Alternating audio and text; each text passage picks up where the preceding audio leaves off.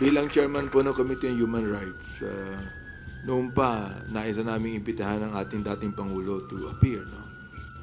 Not a person na inaakusahan namin, kundi bigyan ng linaw talaga ang lahat ng mga bagay na ito. Particularly yung EJK. Pagkat binanggit naman ni Colonel Espinito at ng mga ibang mga kapulisan natin na talagang may EJK. Ngayon, kung halimbawa hindi makakadalo ang Pangulo, ine-expect namin siyang dumalo sapagkat sinabi naman niya sa media na if he is invited, ay darating siya. Kaya palagay ko sa akin po, walang pagdududa na he might come. Kung di siya tumating, meron pa po kaming mga witnesses na talagang magsasalita patungkol sa mga bagay na ito. More than asking any educated question, we would like to listen to his educated answer. Ibig sabihin, we're willing to listen. Di ba? I mean, for him to explain to us yung war on drugs, we're willing to listen.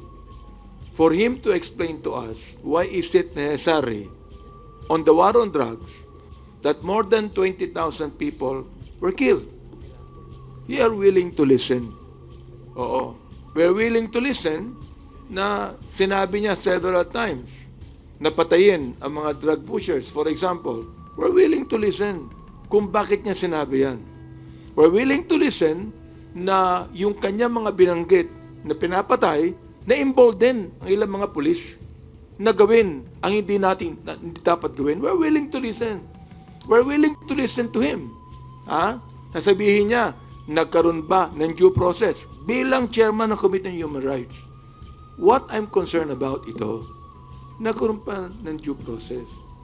Nagkaroon ba na tinatawag natin sa konstitusyon na binigyan ng pagkakataon kahit mga suspect yan na hindi natin binibilang na mga kriminal unless proven guilty.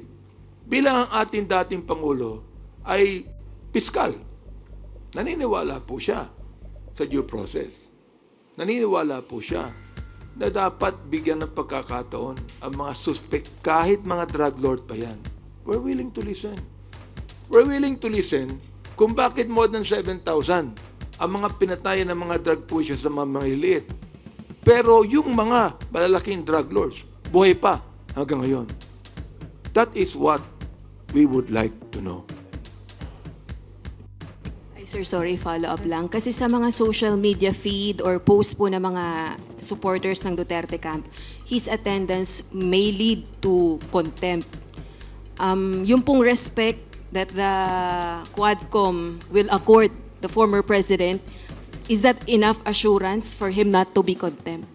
I cannot, the committee personally, I cannot assure that. It's up to him to be present tomorrow, and it's up to his answers and his actuation during the hearing. So, for me, sabi ko na nga, hindi ko pwedeng pangunahan ng dating Pangulo. Let us see what will happen tomorrow. But one thing for sure, we will afford him the due courtesy, his office should be afforded. Tinito, itong magaling na, itong magaling na congressman na ito, na kasi nagbigay ng statement na naman ang Malacanang na hindi talaga tayo hindi talaga tayo makikipag tandem or magko-cooperate sa ICC kasi nga wala naman silang jurisdiction talaga sa atin. So ito, pakinggan natin itong sasabihin nito ni Congressman Barbers. Si Congressman Barbers na nag-iimbestiga ngayon dyan sa Quadcom doon sa war on drugs ni PRD, at sabi nga niya kung ano man daw ang kanilang magiging resolusyon or magiging resulta ng kanilang investigasyon ay hindi daw nila ibibigay sa ICC. Pero yung ICC daw is welcome na i-check sa YouTube, sa Facebook yung kanilang mga hearings. At bahala na sila mag-interpret. Pero siya, yung committee niya, will not cooperate sa ICC dahil nire-respeto daw niya ang desisyon ng presidente. Ang bait mo talaga sa mga presidente. Oo, napakabait mo sa mga presidente Barbers O sige, pakinggan natin tong kanyang statement tungkol dyan. Well, our stand, my personal stand on the issue is that since we are not members of the ICC, and the President has made a clear statement as to his position dyan sa ICC, Yeah. I will support that position. Hindi ho kami Galing talaga ni Sir. Ang galing talaga ni Sir. Lahat talaga ng presidente sinusuportahan mo Bilib na bilib ako sa'yo. magbibigay ng dokumento o ng transcript na ginawa ng Quadcom in relation to the extrajudicial killings para magamit ng ICC because, again, we're not members of the ICC. And following the statement of the President, we will stick to that. Ngayon, if they want to have access on records or access to information about the investigation, the ICC can go to the all social media platforms. It's all recorded. It's a public record. So they can access that anytime. And we will not stop them from doing that. Pero hindi siya, social media, hindi yun ang pinaka-valid. Pero alam mo, hindi naman sa pag-ano, Barbers The fact na in-offer mo yung social media circus nyo, hindi naman ganun katanga yung mga ICC na i-ano nila, na ibibase nila sa Facebook, sa YouTube. Yung kanilang yung magiging resulta ng kanilang investigasyon ba naman to? Verified and validated, di ba? O kasi, ano yun actual recording. Oo. So, but But the court will decide whether it's Yeah. acceptable or not. that's correct. Because they cannot question the video. Oh, who took that video Yeah, that's correct. with the advent of AI, di ba mga gano'n? Kaya, Ngayon, marami ng ganun. kaya very doubtful yung ano na yun, Yeah. yung option na yun ng ICC. That's correct. Yeah. So, as long as we are not members of the ICC, you're the Quadcom will speak to the President's stand. yeah. Pero one of the criticisms being heard against you that it is always attached to you that you are once a Duterte ally. And now you are attacking basically Oy, wait masama. Medyo masakit yung tanong mo na yan You were once a Duterte ally. And now, you are not anymore. What happened to you? virtually attacking the President Duterte now. I don't know where that issue came from. Kasi kung ina-attack ko ba? By, I issue Hindi mo alam? Hindi mo alam, sir? Ina-attack ba niya? Hindi, kayo nga dito sa comment section. Sa comment section, pakilagay nga dyan, sa tingin nyo, ina-attack ba ni Barbers ang mga Duterte? Hindi lang nanggagaling sa bibig mo, Barbers. Hindi nanggagaling sa bibig mo, pero sa line of questioning nyo, sa line of questioning nung mga members nung committee na yan, parang ano yun, parang binabanatan nyo talaga yung the fact na may hearing against war on drugs na nagkaroon naman na ng hearing nung panahon ni PRD dyan sa Senado. Na natapos naman na yan sa Senado, may resulta na yan sa Senado. Wala naman nakitang problema ang yung dating Senado na nagkakandak ng inquiry na yan. Pero ngayon, inuulit nyo na naman. So the fact na inulit nyo at pumayag ka na ulitin yan, samantalang tapos na yan noon, usapan na yan noon, Barbers, kumbaga that's indirectly,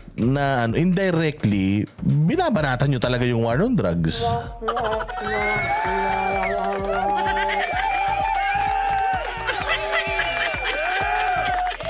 Diba? Bumabanat ka na di mo sinasabi na bumabanat ka. Totoo. Or pinababayaan mo na yung mga yung mga kasama mo ang nag-ano. Kasi alam mo may bahid ka So hindi ka maka-all out. Kasi nga alam mo, masisilip nila yung ikaw ay dating alyado at bilib na bilib sa mga Duterte. Masisilip nila yun, sir. Hindi mo ma-i-deny yun. Kaya nga ang tanong mo, ba't binabanatan ko ba? Hindi ko nang binabanatan. Hindi mo binabanatan. Pero hinahayaan mo na babuyin sila. Hinahayaan mo na babuyin yung war on drugs ni PRRD dyan sa committee na yan na dati pinapalakpakan mo yun. So dito mo makikita, medyo ugaling aso din to. Dito makikita na medyo ugaling aso na talagang matatalino tong mga politiko na to. Alam nila kung ano yung ginagawa nila at alam nila kung paano laruin yung mga posibleng maging tanong ng media sa kanya. Kasi siyempre sabihin, ay dati kasi, idol ko yan eh. So, pag hindi ko naman hiniring, patay naman yung budget ko. So, ihiring ko na lang, kayo na lang ang dumurog. Pababayaan ko na lang kayo na dumurog. Ganun ang nangyayari eh. So, parang binanatan mo na rin siya. Parang tinraidor mo na rin siya. Tapos, ikaw mismo nagtatanggol sa war on drugs ni PRRD nun. Tapos, hindi mo siya pinagtatanggol dito. Si Richard Gomez nga, pinagtanggol yung war on drugs ni PRRD. So, nagtatanga-tangahan tayo, sir. Oo, yung tanong na yan, tanga-tangahan yan. Issued a statement attacking anyone? I did not. I chaired a committee. Being the lead chair, I have to balance and ensure that there is two angles on the sides of... Two angles? Bakit nung ikaw ang committee chairman ng Dangerous Drug Board sa Congress, wala ka namang binalance? Hindi ka naman nag-conduct ng hearing nun. Hindi mo naman kinwestiyon nun. Bakit ngayon, biglang kine-question nyo na? Lab? No? Diego Latigo? Malayo kay Marcoleta to, no? on the side of the story, di ba? Hindi naman pwedeng isa lang. Kaya nga open Hindi pwedeng isa lang. Sige, tingnan natin kung totoo yung sinasabi mo, ha? nga yung ating invitation eh. Doon siya nag-iisip na I'm attacking. I think you have to think twice. Because I never attack anyone. In this case, You never attacked anyone? Kuya, grabe kaya yung ginawa nyo sa asawa ni Grabe kaya yung ginawa nyo sa asawa ni Barbers. Ay ni Roque. Grabe din kaya yung ginawa nyo kay Roque. So kung yung grabing ginawa nyo na yun, hindi nyo pa sila inatake? Anong tawag nyo dun?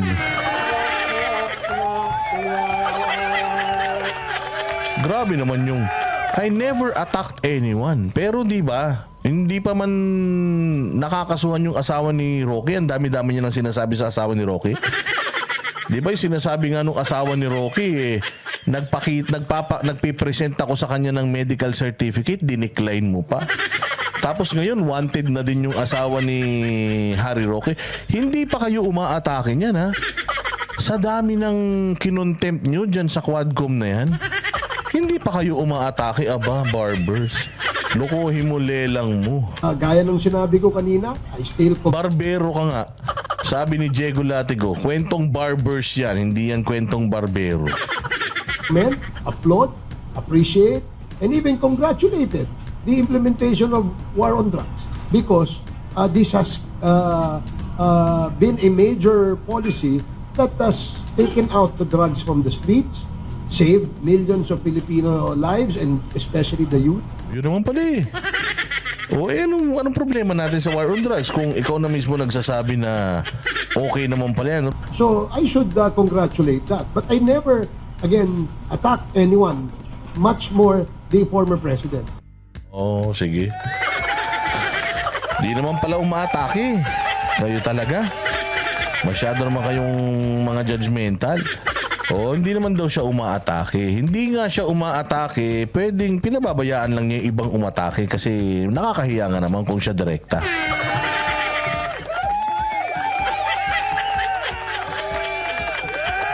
Grabe, no? Really never attack anyone? Yung sinabi niya na yun, I never attacked anyone. Kaya nga kung tatanungin natin yung asawa ni Harry Roque at sabihin natin na, Sir Harry, sabi ni Barbers, he never attacked anyone daw. Sigurado ako, sasagot yun si Harry. Kasi nagtatago na yung mag-asawa, hindi nyo pa inatake nung lagay na yun. Di ba?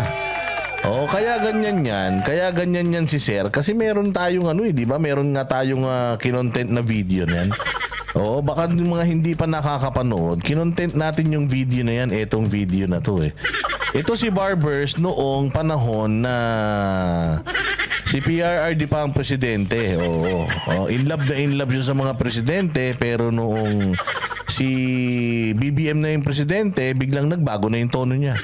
Biglang pinaiimbestigahan niya na yung war on drugs ni PRD. Natuwan-tuwa siya. Ito, bigyan natin ng mabilis na na pasada. It has been the primordial duty of the committee which I head, the Committee on Dangerous Drugs in the lower house, to help ang ating law enforcement agencies in the war against illegal drugs.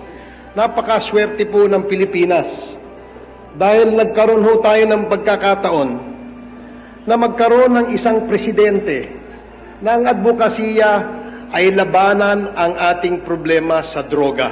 Galing, di ba? Napakaswerte daw ng Pilipinas na magkaroon tayo ng isang presidente na talagang nag-focus sa gera laban sa droga. Aba, napakaswerte naman pala ng Pilipinas, kaya naman pala pinaiimbestigahan mo ngayon. Inang buhay ito. Napakaswerte daw ng Pilipinas pero pinaiimbestigahan mo. Bakit mo pa iimbestigahan yung wala naman pala dapat problema? Di ba mas maraming problema ang bayan natin na dapat iniimbestigahan nyo? Bakit yung sinasabi mo noon na wala namang problema at talaga namang tuwan-tuwa ka, bakit pinaiimbestigahan mo ngayon? Ano nangyari?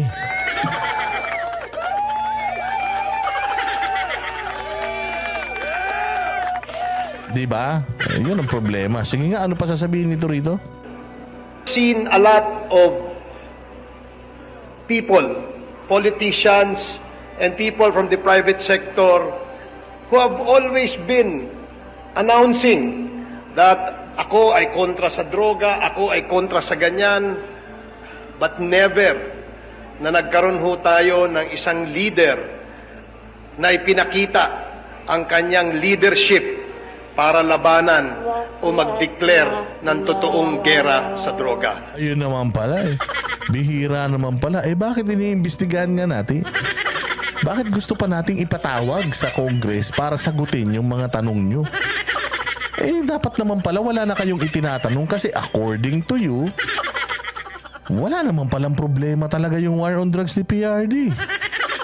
Wala naman pala talagang masama sa war on drugs ni PRD. Siya lang pala ang presidente na talagang sumagupa sa war on drugs. Sa mga durugista. Bakit kiniimbestigahan natin, sir? Ano to? Parang yung kalsada, ayos naman tapos binubutas natin para isimento ulit. Ganun ba yung style natin dito? So, ibig sabihin, kung maganda naman pala, sir, according to you, tapos iniimbestigahan nyo ngayon, nagsasayang tayo ng pera. Dapat yung budget na ginagamit natin for this hearing, iba na lang sanang kaso yung ating pinag-uusapan, di ba?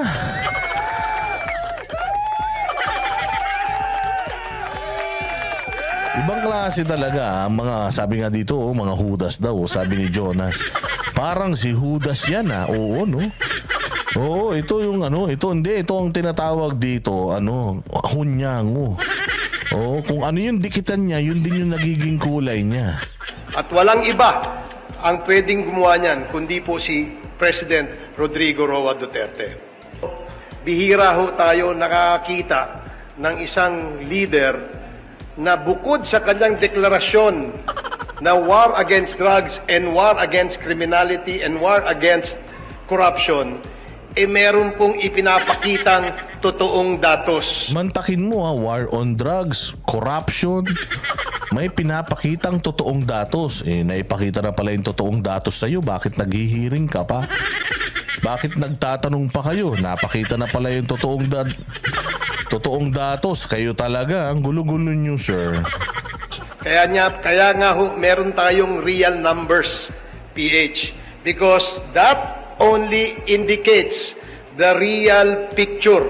And that real numbers tell everybody na ito ho ang totoong kalagayan ng ating bansa. Maglagay man ho tayo ng 100 President Duterte dito sa Pilipinas. Ngunit kung hindi masusuportahan ng private sector, hindi masusuportahan ng ating ahensya, palagay ko, hindi ho magsasucceed at hindi ho magiging victorious ang ating leader kung ganon. nararapat lamang na atin siyang suportahan because he does not just worry about the present state of the country, but he worries about the future of this nation, the future of our younger generation.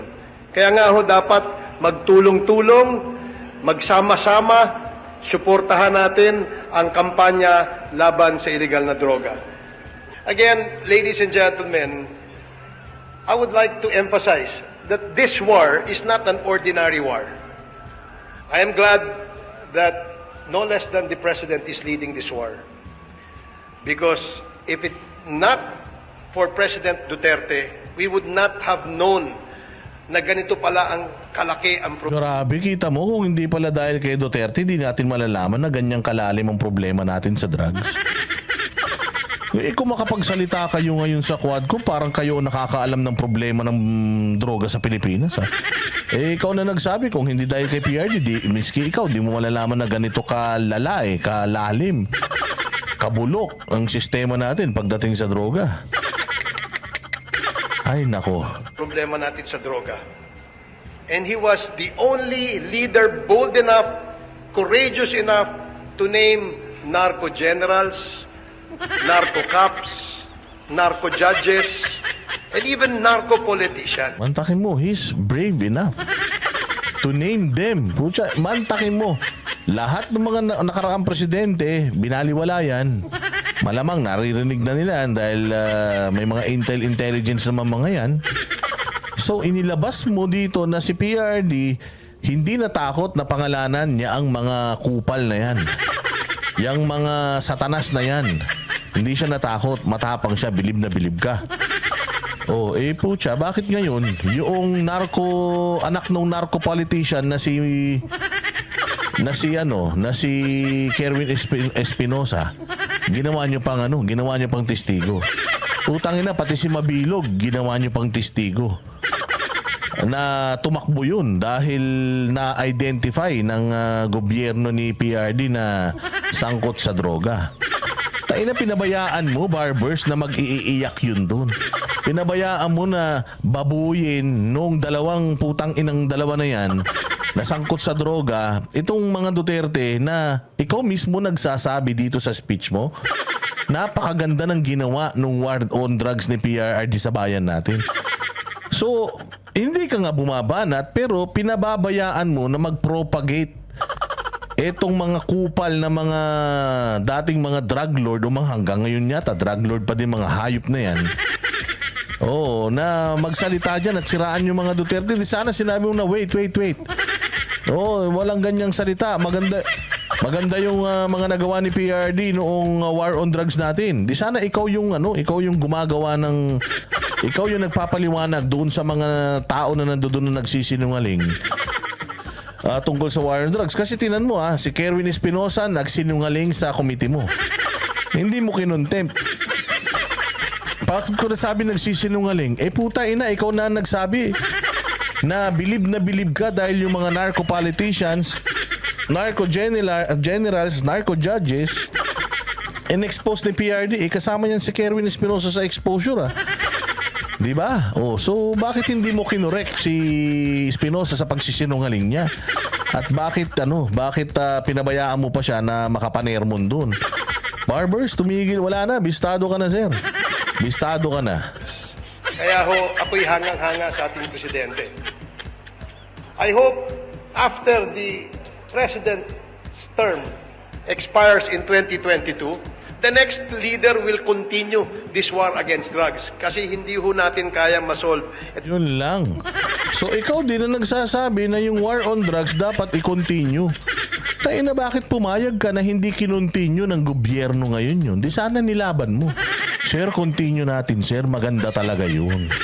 Pero bakit nilaban mo or bakit hindi mo inilaban yung war on drugs ni PRD? Kasi kung yung sinasabi mo dyan, sinabi mo din siguro sa gobyerno ngayon, kalabongbong, sa mga nakapalibot sa kanya, baka sakali tinuloy nila. Hindi. Gusto mong ituloy yung drug war dahil maganda tapos ang ginagawa mo ngayon, pinaiimbestigahan mo yung drug war. Dahil di umano ganito, di umano ganyan. Diyos ko, style mo bulok. Itong problema to in a span of 6 years. If given a chance and if I will be asked, ano bang dapat gawin natin para ma-continue o ma-sustain itong gera kontra sa droga? Ako ho, candidly, I answered that question. I was asked that question several times. At ang sinabi ko ho, abay, kailangan natin ng extension pa kay President Duterte. Utangin ang galing. Napakagaling. So ang tindi ni Barbers dito, putya, gusto niya pang i-extend. Gusto niya pang i-extend yung termino ni PRRD. Putya, ganun katindi. Ganun kalupit si Ganun kalupit si PRD. Maganon siya kamahal ni Barbers, mga bossing. Ang galing-galing.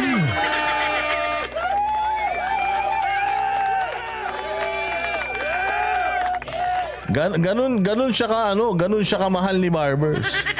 Ay talaga naman, Diyos ko po. Ibang klase talaga ang nagagawa ng Ibang klase talaga ang nagagawa ng budget.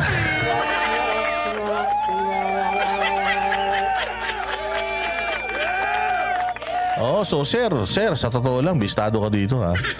Oh, sobrang bistado ka dito, sir. Oh, maniwala ka. Oh, dahil dito sa ginagawa mong pagbatikos, hindi mo pagbatikos, pero pagpapabaya, pagpayag na gamitin yung iyong komite para sirain ng mga Duterte, hindi ka man direktang bumabanat sa mga Duterte, pero tinraidor mo sila, sir. Hindi ka totoo sa mga sinasabi mo.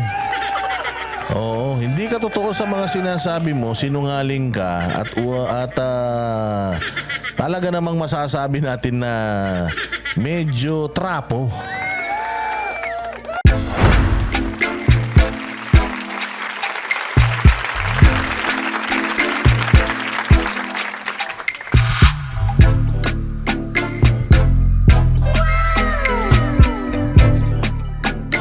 The next performance will start momentarily.